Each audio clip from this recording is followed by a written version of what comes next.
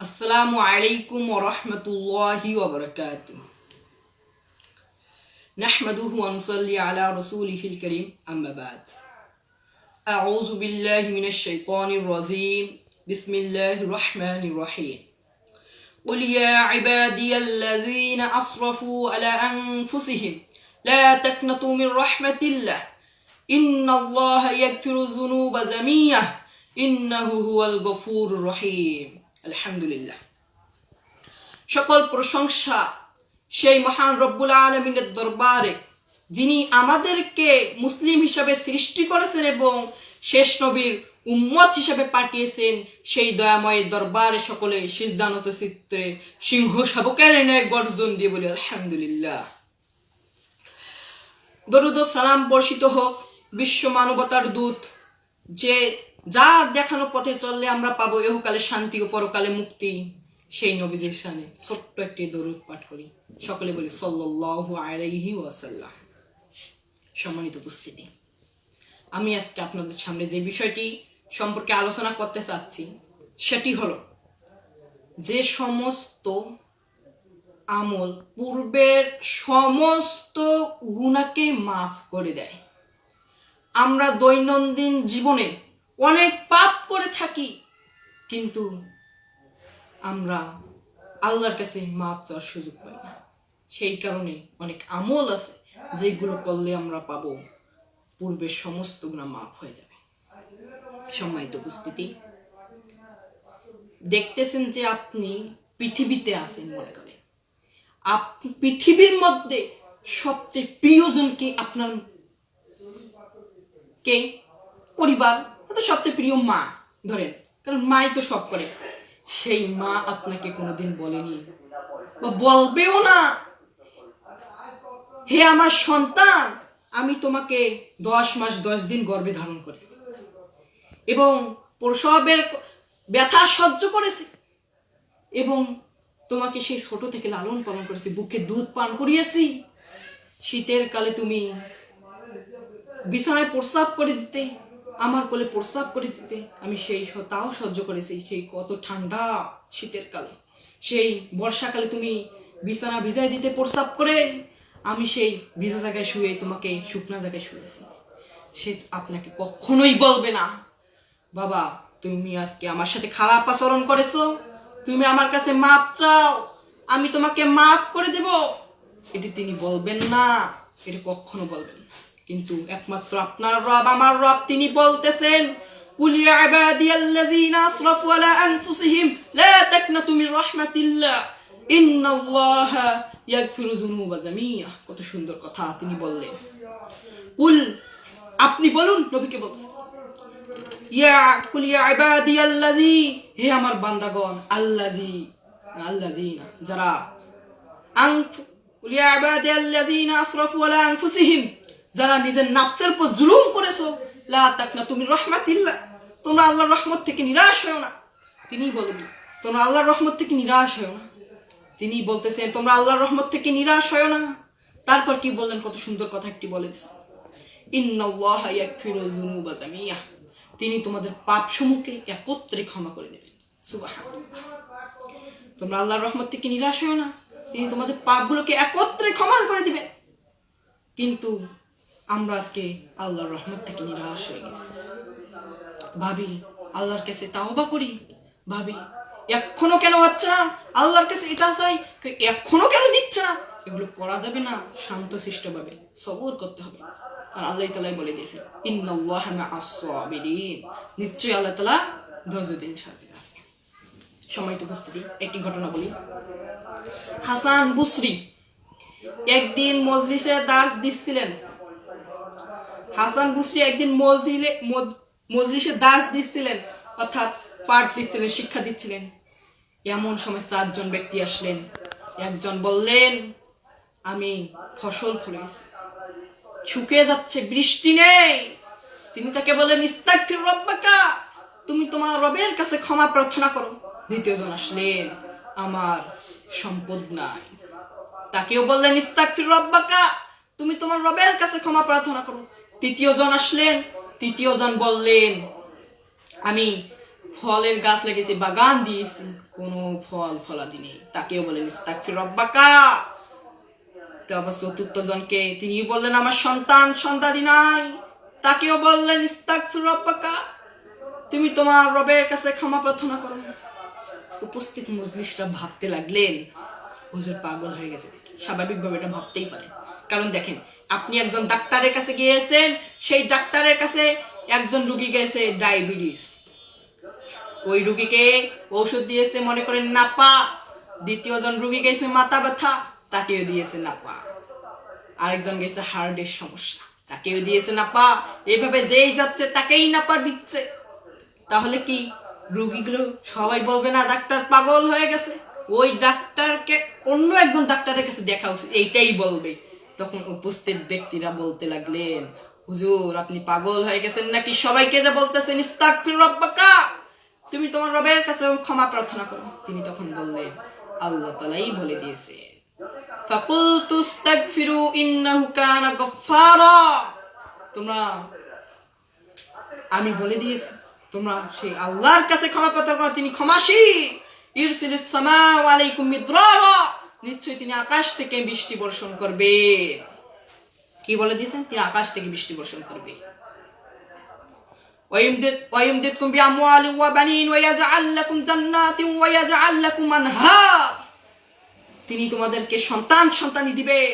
এক নাম্বার প্রশ্ন চলে গেছে, বৃষ্টি দিবেন, দুই নাম্বার সন্তানই দিবেন, তিন নাম্বার তোমাদেরকে তিন নাম্বার কি ইউমদিদ আলাইকুম বিআমওয়ালি ওয়া বানিন, ধন সম্পদ দিবেন, সন্তানই দিবেন, বৃষ্টি দিবেন। তিনজন চলে গেল, আরেকজন জান্নাতি এবং জান্নাত দিবে। কি জান্নাত মানে কি? ঘন উদ্যান দিবেন, বাগান দিবেন। চারজন শেষ। তারা কোরআন নিয়ে কত গবেষণা করত দেখেন, কিন্তু আজ আমাদের মাঝে এরকম নেই। ওর দিকে যাচ্ছি না। বিষয় হচ্ছে যে সকল আমল পূর্বের সমস্ত গুনাহ মাফ করে দেয়। আরেকটি হাদিস বলি, আল্লাহ তাআলা তার হাতকে ইন্নাল্লাহা ইয়াবসুতু ইয়াদাহু বিল-লাইলি ওয়ান-নাহার, আল্লাহ তাআলা তার হাতকে দিনে এবং রাতে প্রসারিত করে দেন। রাতে কেন প্রসারিত করেন? যারা দিনে পাপ করেছে তারা যেন রাতে আল্লাহর কাছে ক্ষমা চাইতে পারে। এবং দিনে কেন হাত প্রসারিত করে? যারা রাতে পাপ করেছে তারা যেন দিনে আল্লাহর কাছে মাপ চাইতে পারে। সম্মানিত উপস্থিতি, আমরা দৈনন্দিন জীবনে অনেক পাপ করে থাকি, কিন্তু আমরা আল্লাহর কাছে মাপ চাওয়ার সুযোগ পাই না। এই কারণে নবী করিম সাল্লাল্লাহু আলাইহি সাল্লাম অনেক আমলের কথা বলেছেন, অতগুলো বলবো না, সামান্য কয়েকটা বলবো, যেগুলো আমল করলে পূর্বের সমস্ত গুনাহ মাফ হয়ে যায়। এক নাম্বার, রাসূল করিম সাল্লাল্লাহু আলাইহি ওয়াসাল্লাম বলেছেন, যে ব্যক্তি পরিপূর্ণভাবে উযু করলো তার পূর্বের সমস্ত গুনাহ মাফ হয়ে গেল। সুবহানাল্লাহ। ফলে তার সালাত এবং মসজিদে গমন করা নফল হিসাবে গঠিত হয়। দেখেন, আমরা দিনে দৈনন্দিন অনেকবার উযু করে থাকি, কমপক্ষে হিসাব করলে দেখে যায় 5 ওয়াক্ত সালাতের জন্য 5 বার, আরো তো অন্যান্য কাজের জন্য ওযু করে থাকি।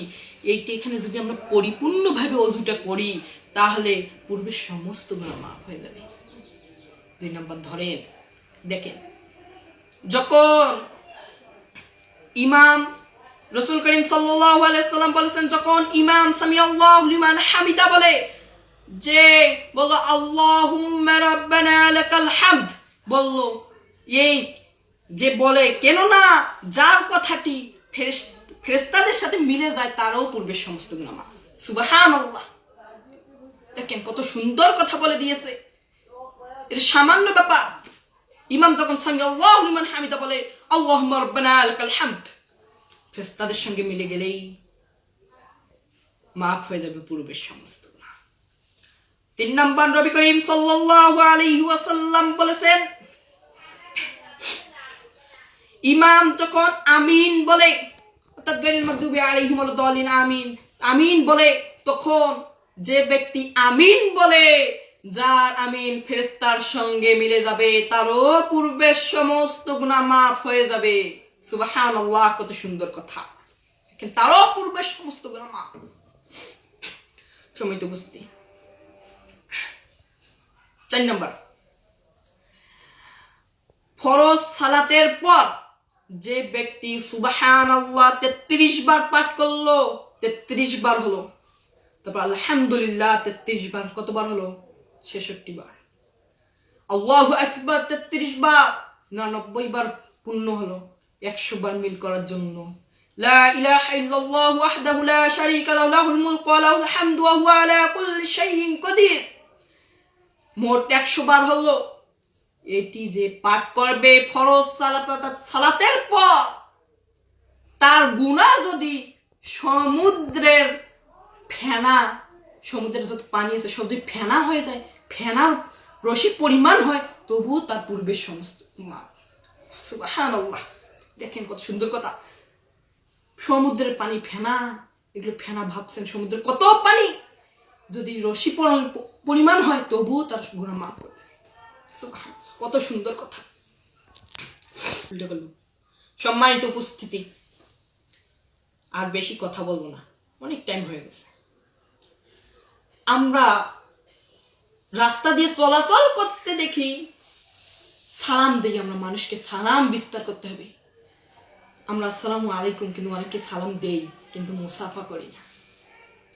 একটি ফজিলত শুনে রাখেন, আসসালাম দিয়ে যে ব্যক্তি মুসাফা করলো, রাসূল করিম সাল্লাল্লাহু আলাইহি ওয়াসাল্লাম বলেছেন যে ব্যক্তি মুসাফা করলো, সালাম দিয়ে কিন্তু শুধু মুসাফা নয়, তার পূর্বে সমস্ত গুনাহ মাফ। অর্থাৎ পূর্বে তো না ধরা যায়, অর্থাৎ দুজন আলাদা হওয়ার টাইমের, মানে দুইজন পৃথক হবে, ঝগড়া করে পৃথক হওয়ার আগেই তাদের গুনাহ মাফ হয়ে যায়। অর্থাৎ যে ব্যক্তি সালাম দিয়ে মুসাফা করলো, দুইজন আলাদা হওয়ার আগেই তাদের গুনাহ মাফ হয়ে যায়। সম্মানিত উপস্থিতি, আর বলবো না, এগুলো মনে রাখতে হবে। আরেকটি কোরআনের আয়াত বলবো। আল্লাহ তাআলা সূরাতুত তাহরিমের 8 নং আয়াতের মধ্যে বলেছেন, ইয়া আইয়ুহাল্লাযীনা আমানু তুবু ইলাল্লাহি তাওবাতান নাসুহা আসা রাব্বুকা মা ইউকাফফিরু আনকুম সাইয়্যাতিকুম ওয়া ইউদখিলুকুম জান্নাতিন তাজরি মিন তাহতিহাল আনহার। ইয়া আইয়ুহাল্লাযীনা আমানু, হে ঈমানদারগণ, তুবু ইলাল্লাহ, তোমরা আল্লাহর কাছে তওবা করো। তাওবাতান নাসুহা, কেমন তওবা? একনিষ্ঠ তওবা, তোমরা আল্লাহর কাছে তওবা। আসা রাব্বুকুম, আশা করে যে তোমার রব তোমাকে এমন জান্নাতে প্রবেশ করাবেন তার তলদেশে নদী প্রবাহিত।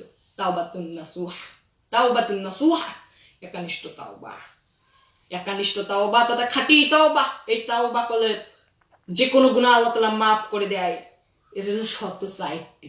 সত্য হলো 4টি, এই সত্য পালন করতে হবে। 1 নম্বর, আপনাকে স্বীকৃতি দিতে হবে, স্বীকার করতে হবে আমি পাপ করেছি, আল্লাহর কাছে স্বীকার করতে হবে। 2 নম্বর, লজ্জিত বোধ করতে হবে, আল্লাহর কাছে লজ্জিত বোধ করতে হবে, আল্লাহ আমি এই পাপটি করেছি। 3 নম্বর, ওই তৎক্ষণিক ওই পাপটি ছেড়ে দিতে হবে, যে পাপটি করেছেন ওই পাপটি ছেড়েই দিতে হবে। 4 নম্বর, ওই পাপটি ভবিষ্যতে না করার চিন্তা ভাবনা করতে হবে, ওই পাপটি আর ভবিষ্যতে করবই না প্রতিজ্ঞা করতে হবে। শুধু এই সত্যগুলো পালন করলেই হবে না।